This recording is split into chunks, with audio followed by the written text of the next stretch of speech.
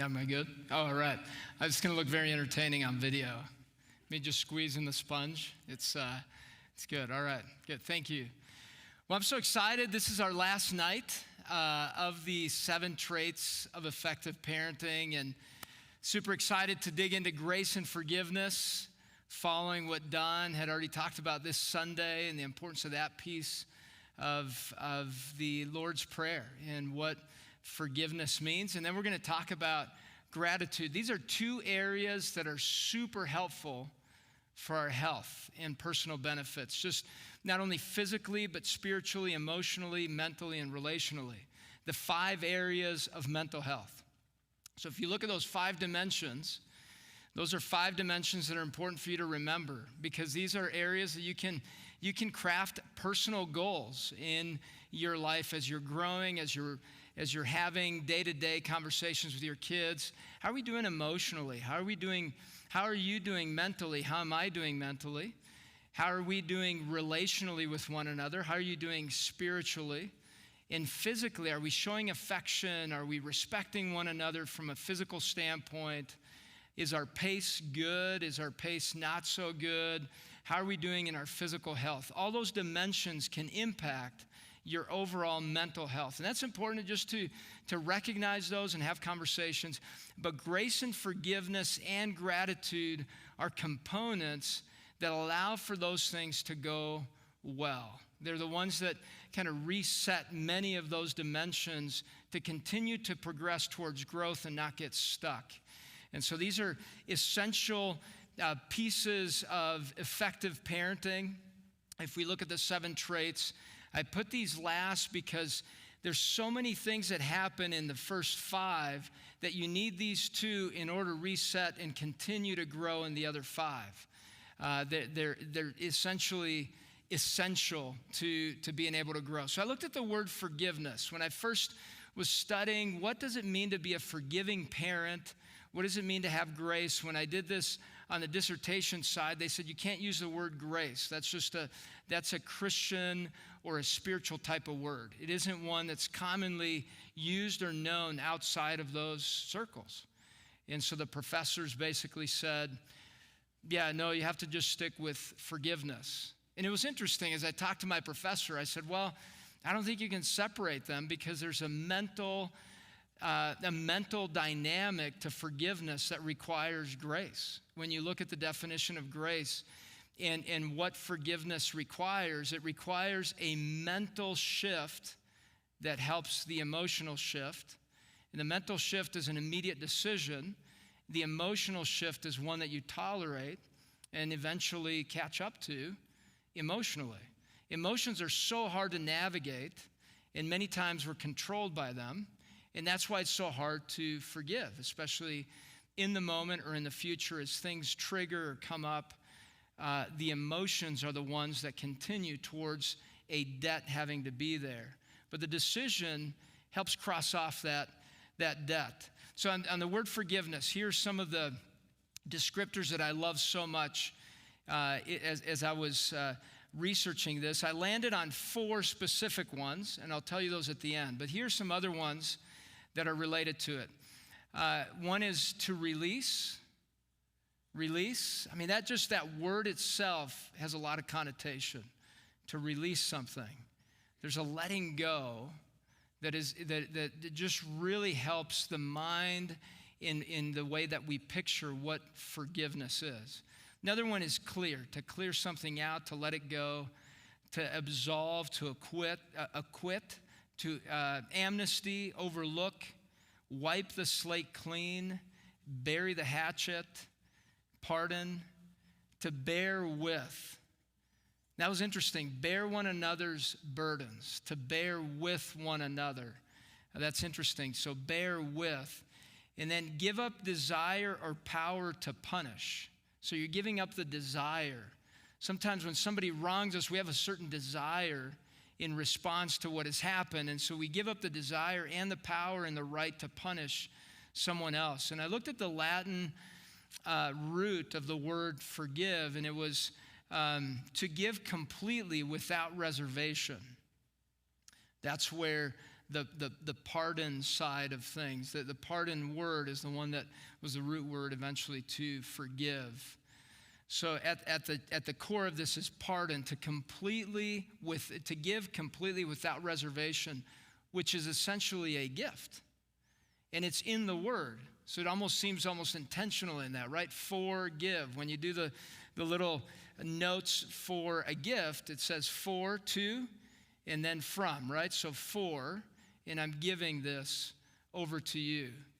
So with our kids, one of the classic stories that I tell with this forgiveness one, and I've had many moments of small forgiveness moments. This was one of the most specific ones, and I think I shared it already once, but I want to go back to it because of the various momentums that were happening. So I was sitting at our dining room table, and I was typing, and I had a deadline for this paper that I needed to do, and I'm just focused, concentrating. Lexi had a friend over. They were in the kitchen, and they had asked, hey, can we make some lotions and some soaps? And I said, hey, that's fantastic. You guys can have fun doing that. Just make sure you clean up after you're done, right? That's good instruction. So they were in the kitchen, and it seemed to be having a good time. And so I'm researching, looking around, and I have this pressure, this stress. So my momentum is going towards this deadline that I need to get done, and it's my personal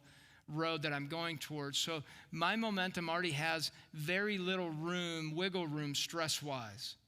And so in the morning, most of us wake up maybe with a 3, 4, 5 on the stress level. You're getting, depending on the sound of your alarm, you may be a little higher. You never know. But some people wake up with an 8 or 9, and that means that it doesn't take long to get to a 10 and you burst out. And so you have to figure out, am I waking up at an 8 and my kids are crossing paths with me at an 8? So at that point, I was probably maybe at like a 6 or 7 when I'm knowing I'm getting closer to my limit, probably getting closer to 7. And then I hear Lexi in the other room. She says, what would she say? She said, oops. And then they started to giggle and laugh, and they said, oh no. And I was like, okay, so I was trying to ignore it. I thought maybe they made a mistake. And they go, ooh, and you could just hear like, what do we do? And they were saying other things that made me really concerned. Then they said the fire alarm's going to go off. And then that's when I knew, okay, this is not good. So I put it down. I'm going, okay, I don't have really much time for anything besides doing this because of the deadline. I think it was noon that I needed to get done, and it was a Saturday in the morning, and I was bumping up against that. And I came in, and Heather she had something going on in the crock pot, a soup. It smelled super yummy, right? And so it was on the burner though, and the girls turned on the wrong burner, and it was the one right underneath the crock pot. So it completely melted that to this glass thing, the glass top on the oven. And it was a really nice crock pot. I love crock pots. And so I looked at that and came in. I'm sure my eyes went wide open for a moment. And I'm going, what? And then the pot was down, all deformed. It was plastic on there. It was just a mess. And they're just looking at me like, what are you going to do? And so I just walked over to the sink. And that was my first instinct. I didn't even know I had so many thought bubbles. I was going to ask, what in the world are you guys doing? Why would you do this? I felt angry feelings in that moment. And I went and just grabbed some water out of the sink, the filter water, and I just stared for a while out the window. I'm sure they thought I was crazy. I just stared, and they were behind me, waiting for me to say something, right, to respond. I'm just staring, and then I drank some water, and then I wanted to look again to see what was there, and I was like, what do I do here? And so I'm drinking water, just peeking around, and I looked at Lexi, and she was just looking at me, waiting for a response. Heather had come down, and we both caught each other's eyes, and I'm going, and she was expecting me to respond. So I paused and noticed, okay, Lexi already feels really bad about this and feels kind of embarrassed and ashamed. And I could just kick her while she's down in that moment, or it could be a relational opportunity. And so forgiveness is truly an opportunity for relationship to be deepened. And it was in that moment. We still remember that moment when I just said, wow, what a masterpiece you guys have created. I've never seen the inside of a crock pot. How about we take a picture and remember this another day? I need to go back to my paper. You guys are going to have to clean this up. But that is a pretty amazing masterpiece that you guys could probably enter in a contest. It just all melted and just hang in there. The component, the computer thing was just, I do have a picture. I was going to bring it.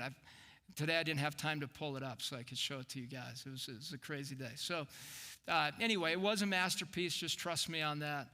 But the moment of forgiveness was, for me, it didn't cost me really anything, but it deepened our relationship, and I had to allow my emotions to catch up to the decision I had made.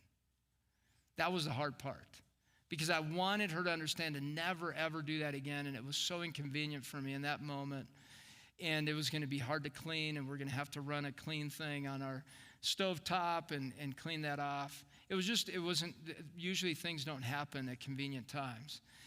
But it was a moment of deepening that was important for me to realize that forgiveness has the opportunity to do that in a very big way. So here are the 4 different words that in the research I landed on for the word forgiveness. One is mercy.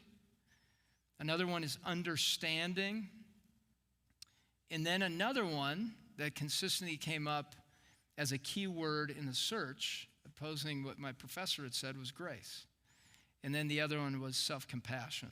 Self-compassion has become a buzzword in psychology. And again, that's that selfishness potential where it's about me, right? Self-compassion, and I have to really hone in and focus on myself. Self-compassion is a component to forgiveness. We have to first be able to forgive ourselves. And many parents carry guilt. They carry shame. A lot of parents will say, I'm an awful parent. I'm ruining my kids. And they tend to focus mainly on their own failures and shortcomings as parents. So it is a very important component, giving yourself the gift of being able to forgive. But mercy and understanding require a certain soul-level decision that I am going into your world to understand what has happened. I'm going to go in there, and I want to see everything from your perspective because I really value our relationship, and I want to have relationship with you. God's death on the cross, Jesus dying on the cross, provided the opportunity for us to have deep relationship. So forgiveness requires sacrifice, and we do realize that to very deep extent when we look at Jesus' death on the cross. And for us as parents, it requires sacrifice to forgive, and it really begins within that husband-wife relationship.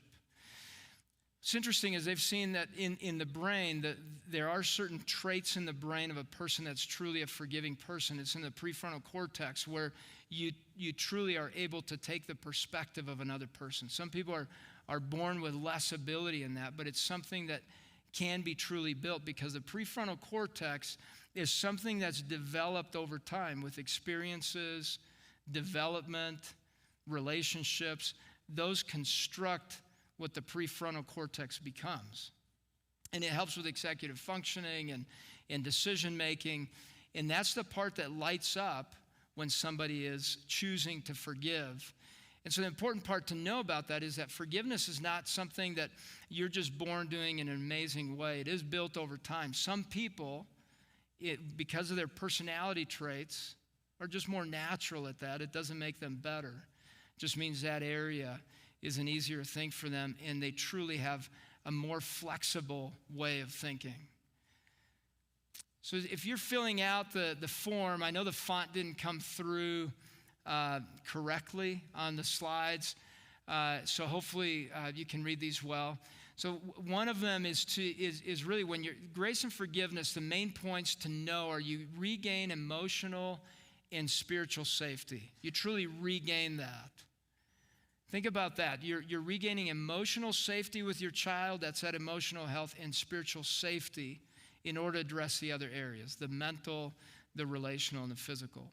So when and we'll go through the others in a moment. when you apply forgiveness in parenting, these are the benefits you get in children's lives. The first one is increased levels of self-esteem in children. They truly see the value in who they are. Decrease mental health issues. The mental health issues are, even if they have them, are decreased because there is forgiveness in that room, that latitude relationally, that doesn't create the angst to make mental health issues go up. Improved emotional adjustment in kids, and then increased attachment and decreased attachment anxiety. They truly do feel security in the attachment with that parent when you have forgiveness as part of the mix.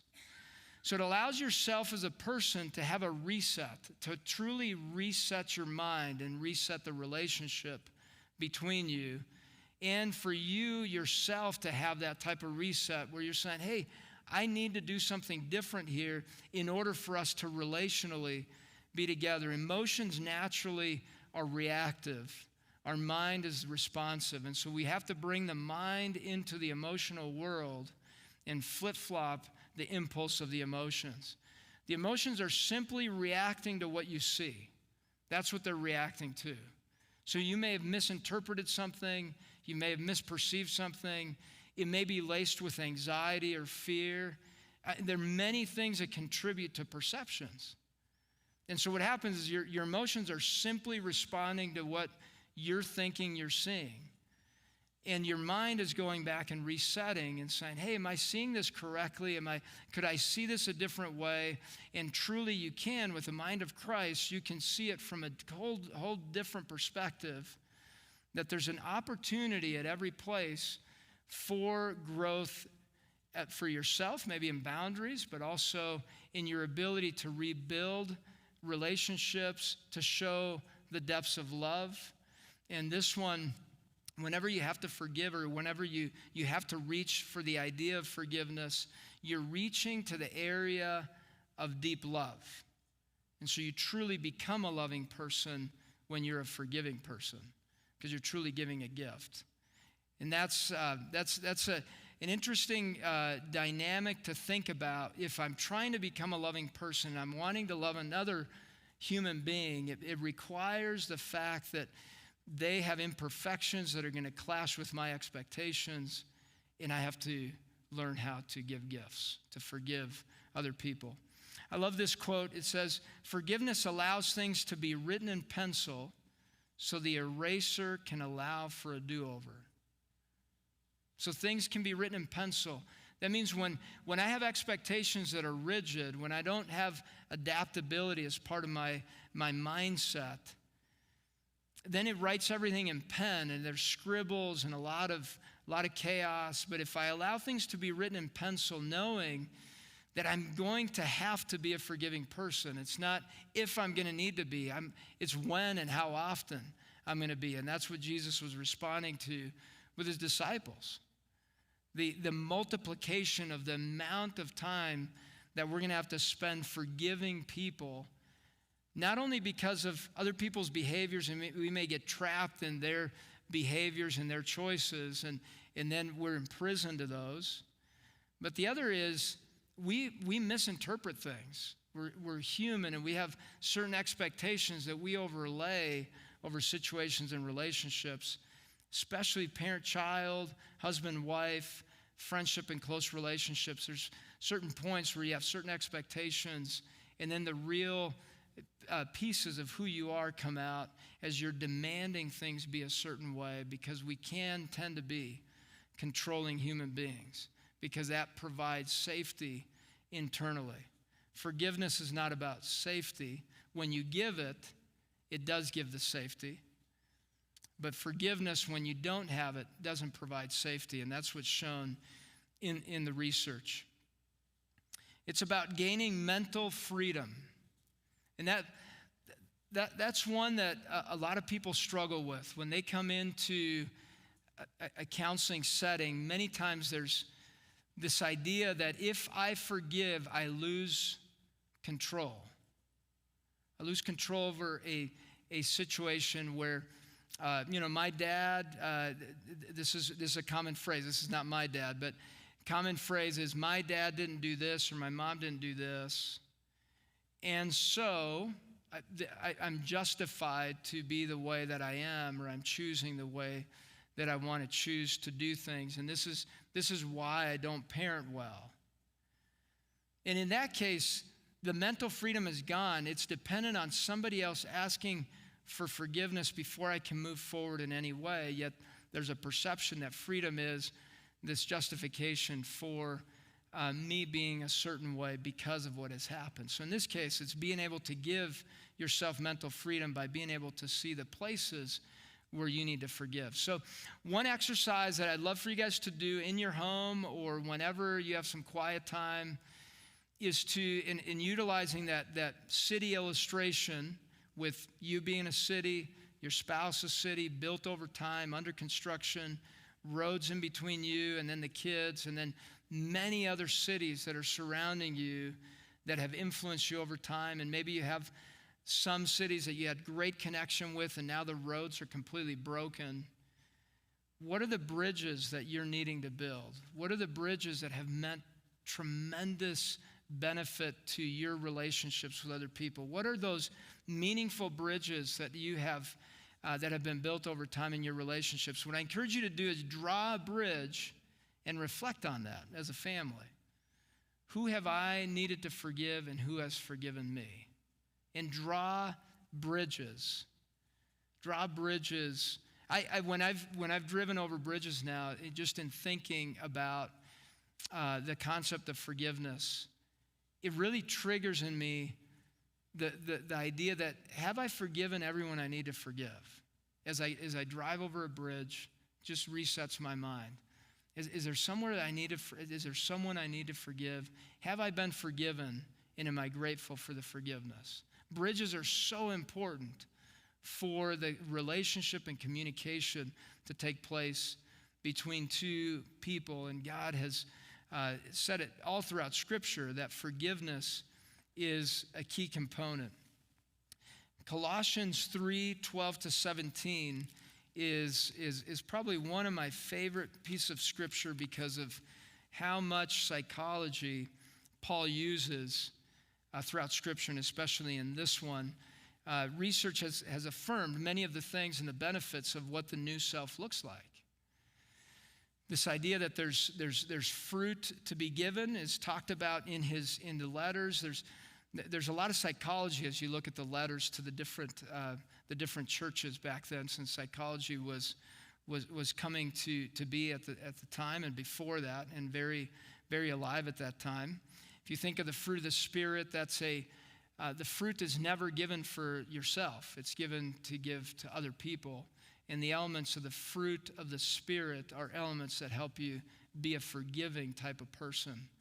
And fruit is always really not about the tree, but about what's given from the tree and taken. And many times we look at the fruit of the Spirit as our own. Hey, I want to grow in the fruit of the Spirit so that, and really it's about so that I can love freely other people. And within that, it allows me to be a forgiving type of person. So here's Colossians 3:12-17. Put on then, as God's chosen ones, holy and beloved, compassion. That's a key element to forgiveness. And kindness, humility, meekness, and patience. And here's the word, bearing with one another. So that was the descriptor that's used in public works, that bear with could be a piece of forgiveness. Bearing with one another, and if one has a complaint against another, forgiving each other. As the Lord has forgiven you, so you also must forgive. Didn't say, hey, you may, choose to forgive. It says you must forgive. And above all these, put on love, which binds everything together in perfect harmony, and let the peace of Christ rule in your hearts, to which indeed you were called in one body, and be thankful. Let the word of Christ dwell in you richly, teaching and admonishing one another in all wisdom, singing psalms and hymns and spiritual songs with thankfulness in your hearts to God. And whatever you do in word or deed, do everything in the name of the Lord Jesus, giving thanks to God the Father through him. So as you guys can see, forgiveness ends up leading towards thankfulness, because we are given something and we can give it in return, these next two traits are so interconnected because we have gratitude for what we've been given, and then we can freely give it back to others. So one of the studies recently said that humility leads to self and other forgiveness. Humility is a central component. This is within scientific research. It's not even from Christian research. Humility, the trait of humility in children and in adults, leads to the forgiveness of myself and the forgiveness of others because it removes the expectations and demands. So one of the things we have to look at in the development of forgiving homes is do we really become students of what it means to have humility? What does that even mean? And I would challenge you guys to ask your kids the definition of humility. What is it? It's something that is good and it sounds good, but what does it truly mean to be a humble person? And then as you're teaching that and you're becoming a forgiving home and celebrating moments of forgiveness and recognizing them, I really would encourage you to put in a jar the amount of times that you notice forgiveness or that forgiveness takes place in your house, and then take time to celebrate that, because it means that you guys are developing a compassionate perspective within your house, a compassionate perception of other people and not a negative. So you're bringing really vitamin O, the optimism, into the mix. And that means you're developing empathy, which has been known to be a very key element to children becoming emotionally and relationally intelligent people. Individuals that can have long-lasting marriages and relationships with their friends, with their spouse, in jobs. If you see people that are humble and empathic become great leaders and are highly successful, more significantly successful than those who are not, as far as when we're looking at the winning aspiration being job satisfaction and impact and influence in positive ways relationally. There are different definitions to success professionally, and really this is about long-lasting satisfaction and a fulfillment of mission within a person's life, and that's bringing empathy and humility, because then you bring relationship to work rather than that being a job. You begin to see it as an opportunity to serve. So this is really about bridge building and not fence building in our lives. We so quickly build fences to self-protect. We're quick to do that. And that's just our natural impulse as human beings is self-preservation. How can I preserve myself to not be hurt again or to have pain? And forgiveness is about bridge building and allowing trust to have the opportunity to be rebuilt. And clearly, if trust is broken over and over and over again, then you have to begin to build the right roads and bridges and fences where they need to be. So this is not about just going out there and allowing for everything to happen. It's with wisdom and direction, but allowing for yourself to be a forgiving person as a parent. And there are many things, interestingly, in the early stages of a child's development that are easy to forgive. You overlook those things, but when they become preteens and teenagers, there can be forgiveness challenges as parents go through those developmental stages because of what's triggered in there. Parent starts to feel less control, starts to feel more frustration. Many times their marital conflict begins to go up, and so then there's issues with forgiveness there. And so you have multiple directions where forgiveness becomes an issue, and then disconnection and dissatisfaction becomes the cancer of the relationships of that home. And there are other compensations, we can say runarounds in connectedness. People still want to connect to things to feel better. And so sometimes what happens is one parent favors another child over another. And so then there are great roads here, but then there's a brokenness in that relationship with the other child that is built over time, where there are a lot of differences and disconnect and a lack of forgiveness bi-directionally in both directions. And then if a husband and wife have a difficult time forgiving one another. They put way too much pressure on the kids for their own emotional satisfaction. And it begins to break down those cities. Those cities are not ready for that amount of traffic that's coming to them and the intensity of that traffic. And it overloads that city. And it's very unfair to that because there's a runaround around that need to build a bridge between husband and wife. And many times that ends up to a collapse of that highway, and then two cities that miss out on the potential impact and transformation of what forgiveness could have done in that relationship.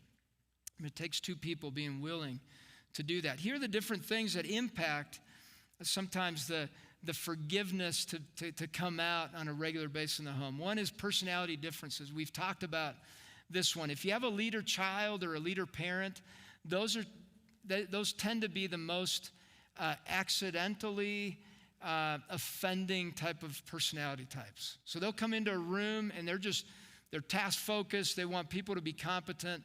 They'll come out with words that are pretty impulsive and will just say things or do things that can be interpreted as pretty offensive and people feel run over.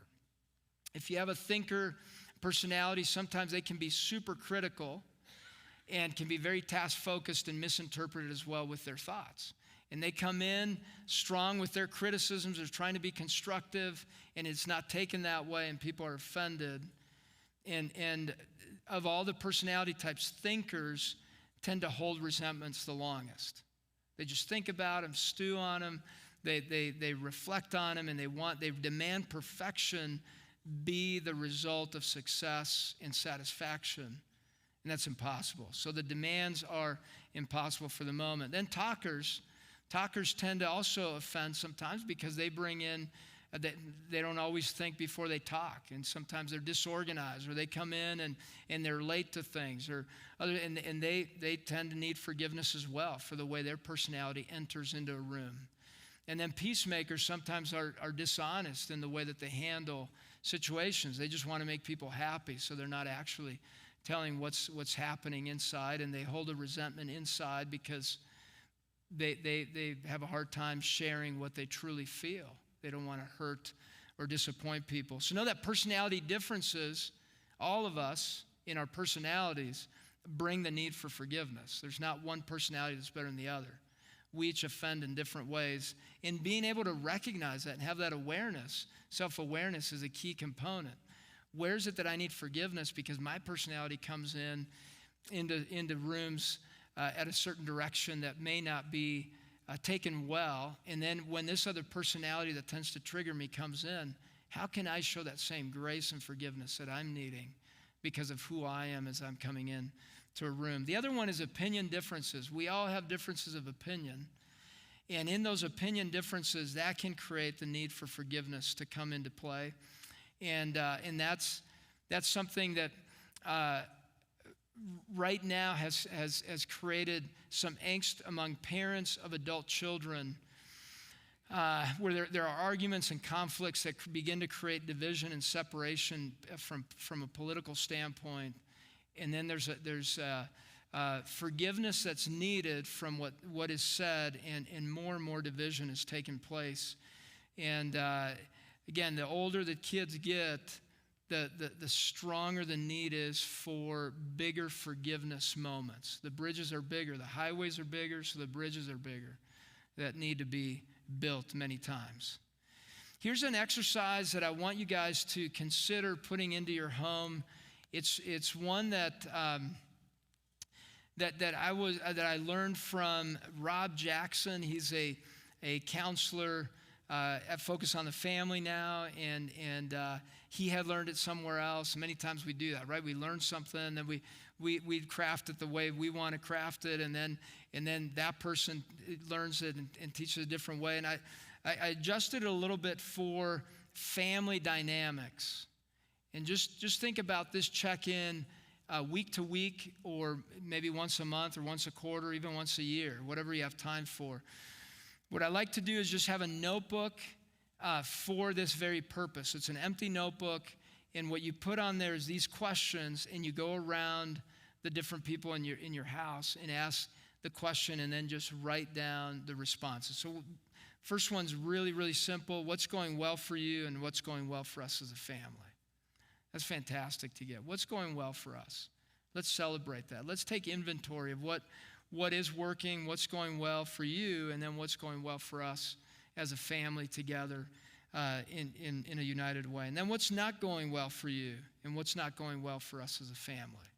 Those are real high-level questions, right? Real general, but it can spark discussion, but it gives a platform and a safety to be able to say what's not going well. And what you're doing is listening. This is a listening exercise. Hey, tell us.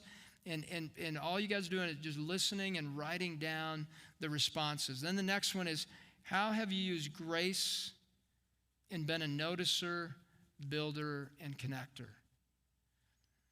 All right, so let me explain that for a moment. How have you used grace? And that's the mindset of being able to shift to see the other person's perspective. So that means you're a noticer of the other person's value, noticer that it was needed in the moment. How do you notice what is happening in the moment? Have you been a noticer?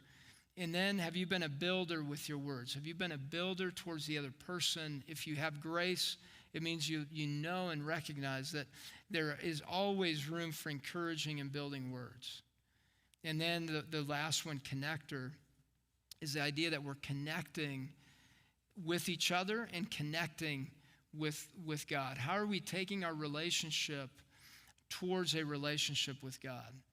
If I have a difficult relationship with God, I'm going to have a difficult relationship with people. If I have a difficult relationship with people, I have difficulty in relationship with God. They're all interconnected. We're relational beings. And when a piece of our relational dynamic or relational life is broken, the rest of the pieces will be broken. We won't treat people correctly because there's a piece that's just not right. So forgiveness is an essential in order to have connection with people. And that is when that gift makes sense, and that's a dangerous thing to say, when it makes sense, when the person's not continually offending and abusing the forgiveness, that's when you yourself have the responsibility to build the other side of the bridge. And that sometimes can be a hard thing to do, and especially with some of the families that I've worked with teenagers making some awful choices that complicate the life of families in very significant ways and put them in danger. Those are big moments for families on knowing how to forgive, how to give a gift in that and rebuild trust. It can become very complex. All right, the next question would be, whom have you forgiven? Whom have you forgiven? Has it been your brother, your sister? We have to notice the places where we have been a forgiving person and celebrate those moments. It's not out of pride. It's out of opportunities to see the fruit of the Holy Spirit working through us, because it truly is unnatural to forgive. Then who has forgiven you? Who has had to forgive you? And then the last probably two of my favorite questions here. What do you think could be done to make things better in our home this coming week? What is that we need to pay attention to? What do you think could be done to make things better in our home this coming week? Kids can come up with some amazing ideas, but it's the ownership that a home is built by all of us. It's not just a mom and dad responsibility. It's all of us together. And how can we do this? What are some things that need to be done better in our home this coming week? And then what do you need from the family to help you feel more connected in our home? What is that you need from our family that will help you feel more connected, more in tune with the family together? So really, grace is what gives you the room and the foundation for true, genuine forgiveness, and then freedom from emotional debts. Freedom from emotional debts. And that's really what I want you guys to think about. Many times we want to be debt-free, and God has given us that opportunity through forgiveness, the unnatural side of who we are as humans, to be truly debt-free and make our homes debt-free from an emotional standpoint. So if you guys want to have fun with the quiz that we have at Focus on the Family, it's a Noticer Builder Connector quiz. That can give you guys some interesting conversation. Just go to the website. I believe it's through bringyourbible.org. And we just have that fun, quick, I think it's 5-minute, 3 to 5 minute quiz you can take and then talk about how can we practice being noticers of other people, notice where we need to forgive, how can we become builders and connectors. That can just be another way to apply what we're talking about here in natural ways in your home. The goal of the 7 traits is that you as a parent are transformed, and in that you transform your kids. Parenting is actually much more about us as parents and responses to the brokenness and reality that we're raising sinners. And initially, if infants were not, infants could truly be criminal, right? They could, the intensity of their emotions and their needs and the way they want it, it's a good thing they're not in adult bodies. And it really, their maturity of their mind and emotions begin to catch up with a bigger body down the road. In that rawness of infancy, it really truly shows that rawness of what we are like as human beings. We start off as completely demanding of everything needing to be for ourselves out of survival. Some people get stuck there. And really, truly, this is about getting to a place where I learn how to love who I am and who God has created me to be, and take care of myself and the mental health that I need to bring to the table in order to love you well. Really, the ultimate winning aspiration is I need to learn how to love people well. And in that process, I need to learn how to handle me and to love who I am. But many people get stuck in the first couple levels, and that is, I'm going to love you for my sake because I need to feel better, and it's really the winning aspirations for me. Or I'm going to love me because I just want to love me. I don't truly, honestly care about you. Those first 2 levels, some people end up landing there because of pain and other things that have happened in their lives. And getting to a place of, I'm going to love you freely, I'm just going to love you for your sake, is a place of burnout for many people because they end up not learning how to handle their internal dynamics and emotions. All right, so I'm going to move to gratitude. Gratitude is the next one, the next trait of the 7 traits of effective parenting. And this one is a common one for us as Christians to talk about. And there's a quote that Lexi wrote in my journal that I have at our spot at the kitchen table, and it said, "It is the fairest blossom. Gratitude is the fairest blossom which springs from the soul." I love that one, right? There's, especially with springtime. This is a blossom. This is when people truly get to see what's going on in your soul. Are you a grateful person, or a person that demands things be a certain way? Gratitude really shines out whether or not somebody has humility in their heart. And that's an important one to rest on with our kids. What does it mean to naturally be a thankful person? And as a parent, do I wake up with gratitude as the first thought, as that blossom springs from my soul? I remember my dad, I was delivering newspapers, and I had grown up 3rd grade, right? We moved to the United States from Mexico City, and that was a shock in itself. And then my dad said, and really in Mexico City, we had maids that they helped us with dinner, they made our bed, we didn't have many chores, and so it was quite a life. All of a sudden we got to the United States and it was a shock. Mom said, "You need to make a bed." I didn't even know how to do that. It's kind of embarrassing to admit that. But then vacuuming, that was a new thing for us, helping with the dishes, washing things. That was, sometimes we did a few, but most of the time the maids did that. And they were part of our family, in essence, and they helped us out with that. My mom was a working mom, and my dad worked a lot in the company that the firm he was working for. And I remember him saying, "Hey, they have this opportunity to deliver newspapers. You can make money."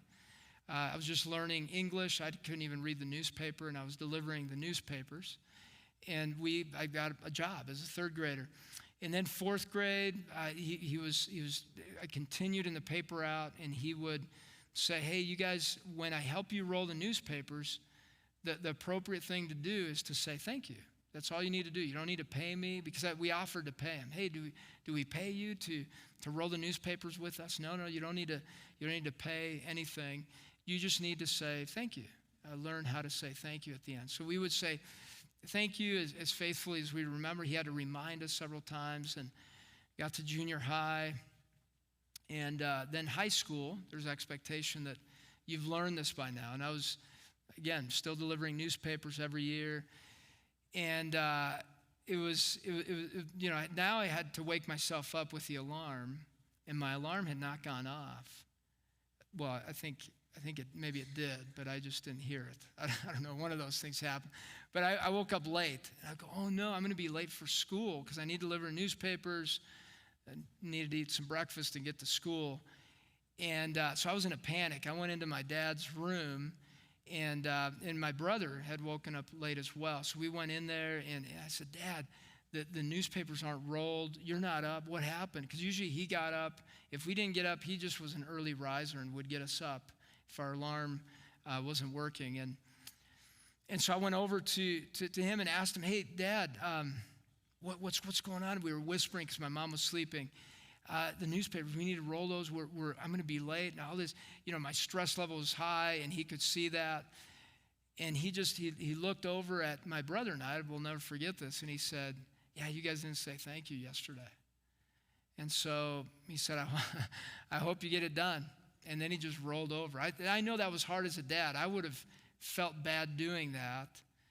Yet it was such a great lesson because I remembered it. After that, I did not forget to say thank you, because I really was able to notice what was missing in that moment of his help. He helped a lot. So I learned a tremendous lesson, and for us as parents, we can teach those, and it requires us having those moments of reflection on what it means to be a thankful person and helping with that discipline. I see many parents demanding, hey, make sure you say thank you, make sure you say thank you. But thankfulness, even though it's a habit, it has to come from the heart.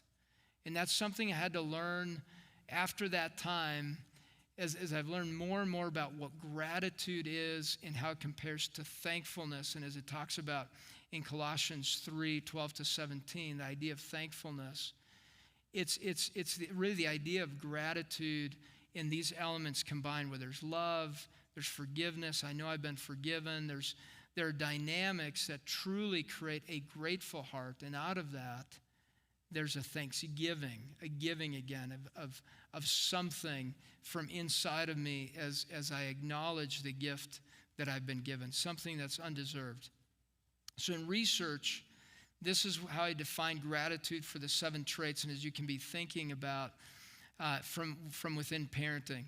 Gratitude is an attribute that leads to the acknowledgement,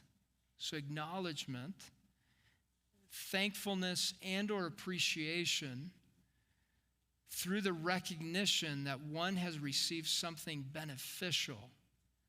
Right? So I'll start over there. An attribute that leads to the acknowledgement, thankfulness, and or appreciation through the recognition. So it takes me recognizing that one has received something beneficial, such as an unearned, undeserved, and or unpursued gift or benefit from another person. I've received something from somebody else. And do I value that? Sometimes people give things and it's not acknowledged because it wasn't something that I perceived to be of value. So gratitude takes a humble heart to really recognize that some people give something freely. So am I grateful that I have the position of parenting? That's where it can begin. The acknowledgement that I've been given an invitation to be a molder of someone else's life and soul. God has given me the opportunity and the gift of parenting. I get to be a parent in a child's life, and that's been given to me as a gift. It's not a role, It's a gift, an invitation to be transformed as a parent. So the key words are appreciation, thankfulness, and gratefulness. Those are the key words that were used in the research because of the frequency of research that could be found on that. And here are the benefits, the outcomes that you can see in children as a result of a parent working directly on gratitude. So it's not about you saying, hey, say thank you. This is about you modeling it as a parent. That's a hard one for parents to hear. Well, I need to tell my kid to say thank you all the time and write thank you notes. This begins with you as a parent. If a parent models gratitude and works on it themselves, this is what you see in children. Increased emotions of gratitude inside of children, where they mirror your emotional world of being a grateful parent, a grateful individual. There's increased adaptive response. A child's mind becomes more adaptive. They adapt to difficult situations. So in essence, a child's mind becomes more resilient to unexpected things in life because they have the strength of gratitude. They have an increased level of life satisfaction. They have increased social emotional competence. Their social cognitive appraisal skills are increased. So that means being able to socially, mentally appraise situations more accurately. With gratitude, we're actually able to sift through the emotional world to truly allow myself to see the moment correctly without the emotion shifting me one way or another.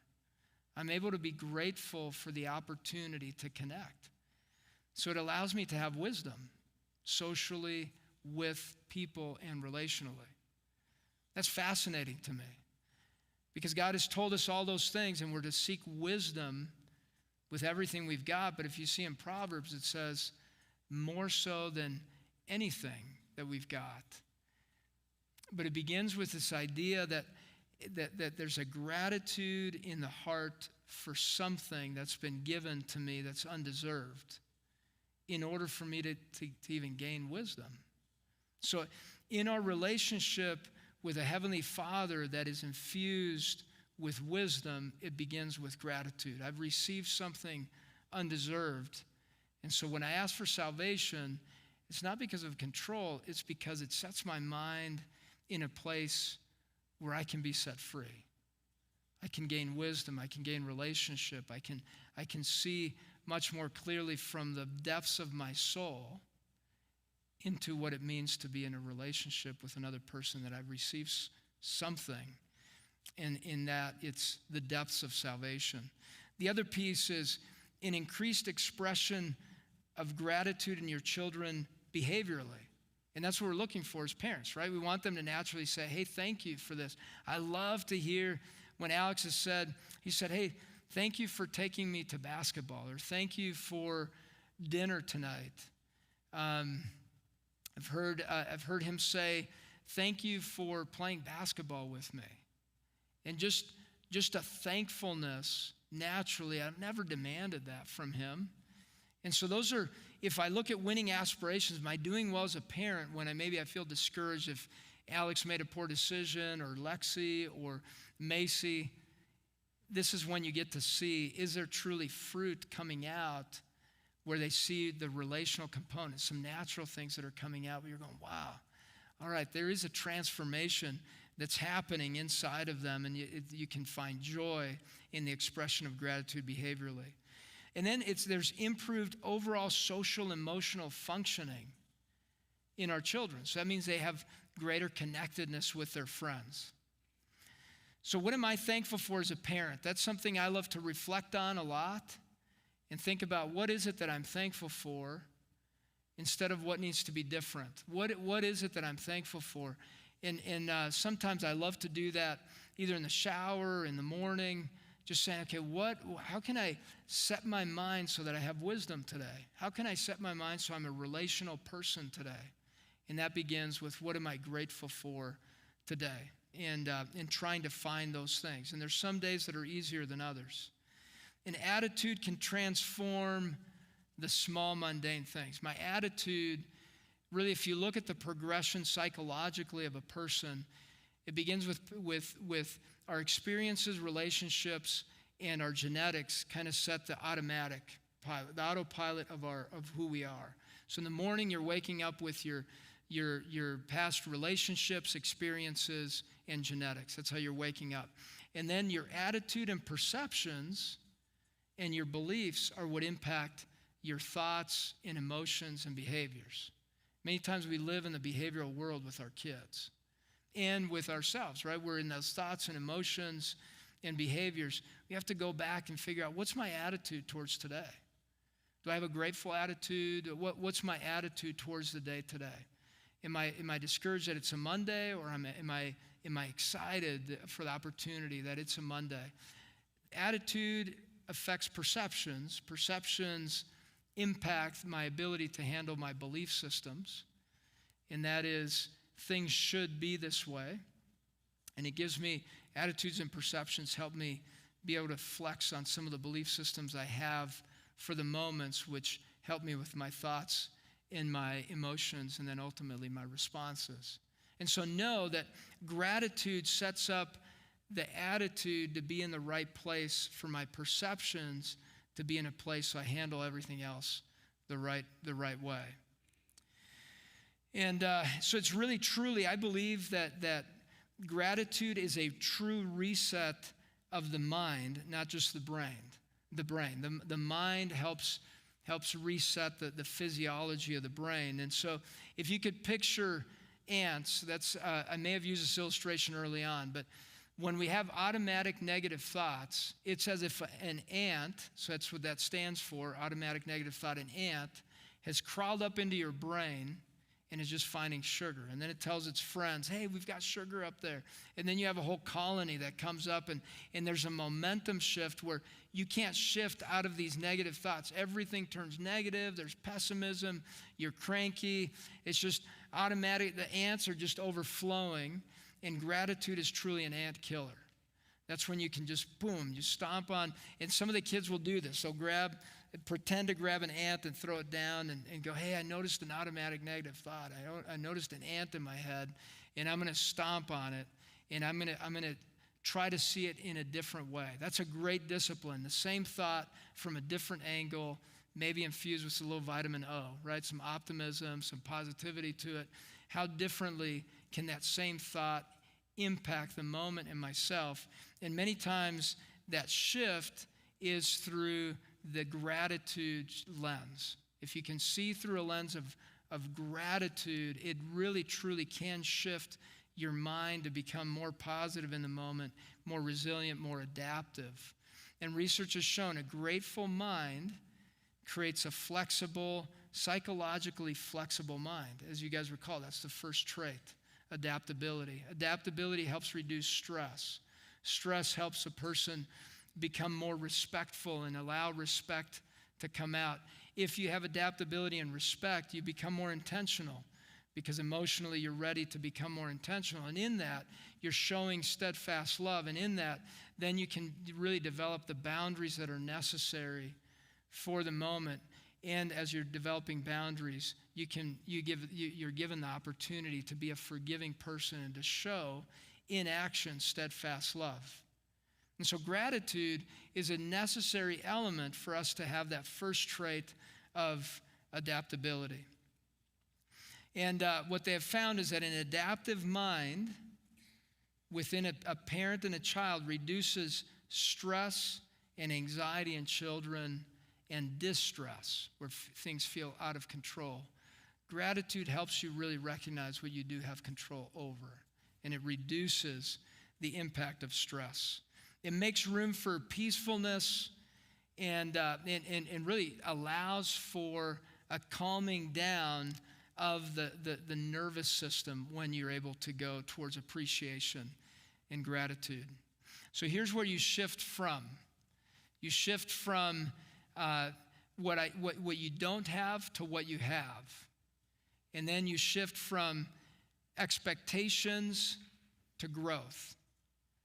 So you notice expectations are rigid, but you're shifting over to growth. So you're shifting from shoulds, this should be this way, to this could be this way, right? Just that shift of one word.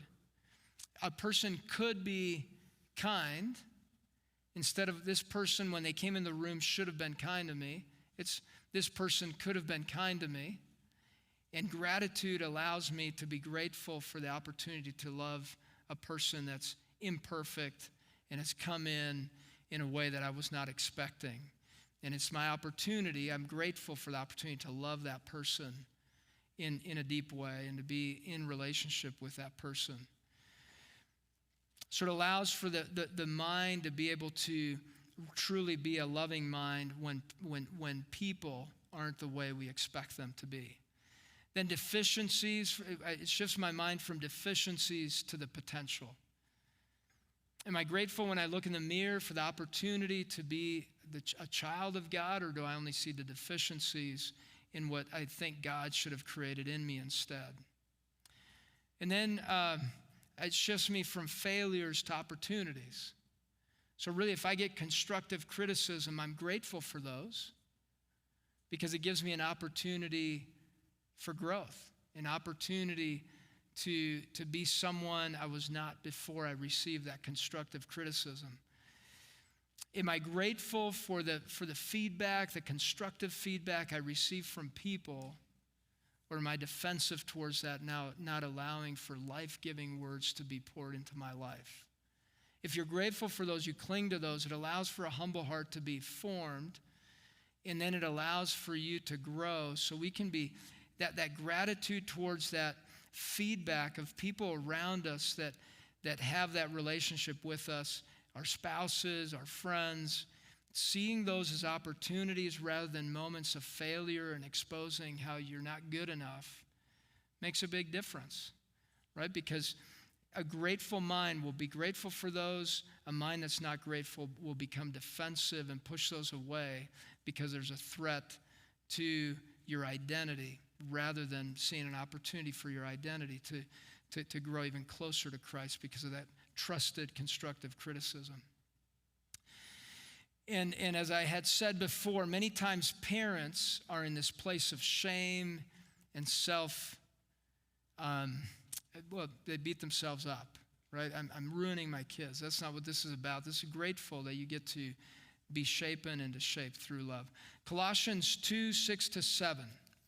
I want you to notice these verbs in here that are mentioned in Ephesians 2:6-7. It says this. I'm sorry, yeah, it's Colossians. Sorry. Yeah. Way to keep me on my notes. Appreciate that. That's good. Constructive, right? That was very good. Therefore, as you receive Christ Jesus, so that's that receiving. Therefore, as you receive Christ Jesus the Lord, so walk in him, rooted and built up in him and established in the faith, just as you were taught, abounding in thanksgiving. Abounding. I mean, that's a big word. Do I abound in thanksgiving as I walk in him and I'm rooted and built up and established in the faith? Humility comes from the word humus. And as you guys know, springtime, humus is the dirt or the material that you put in the dirt to allow for the penetration of nutrients and water to reach the roots and to allow the root growth to get really, really thick. You need humus in the dirt. And that you can picture that in your soul. Humility is that ingredient that allows for things for the depth of our soul to be expanded and for us to grow deep-rooted in Christ. It allows for growth to truly take place and the fruit to come out. And that's where humility and gratitude cannot be really separated. They go hand in hand. So as I wrap up, I just want to give you some practical ways to teach gratitude in your home. One is, and I brought, left it there. All right, it's a highlighter. If you guys put a highlighter at your table, that can be a really fun conversation piece. What is it that I want to remember from today? What am I grateful for today? What do I want to highlight? And it's the idea that each day, either at dinner time or at nighttime, we shift our mind towards what we're grateful for. What is the highlighter that I want? What do I want to highlight today? And then what's something I want to put in permanent marker? What is something that I learned today that I need to learn and make sure I take with me? And I'm grateful for that new thing I've gotten to learn today. And then what do I want to highlight as something I'm grateful for? That's just a highlighter as a reminder at the table. Another one is the chalk pens that I've talked about, where you can write on the mirror. You guys can just write all over the mirror things you're thankful for in each other or about life. You guys can be creative with it. The way that a lot of families have found is really helpful is to just write one thing they're thankful for that their child did, and to have them notice something someone else did and they're thankful for. But families are just real creative, writing things they're thankful for in the mirror. Some people write what they're thankful for in themselves when they look in the mirror, and then share those with the family. I'm thankful for the smile God gave me. I'm thankful for I'm thankful for the nice shiny head that I've gotten. And I'm thankful for whatever it is. You write that up, and then you have fun as a family talking about the things that you've noticed God has given to you, and you write that in the mirror. So any which way but using the chalk pens.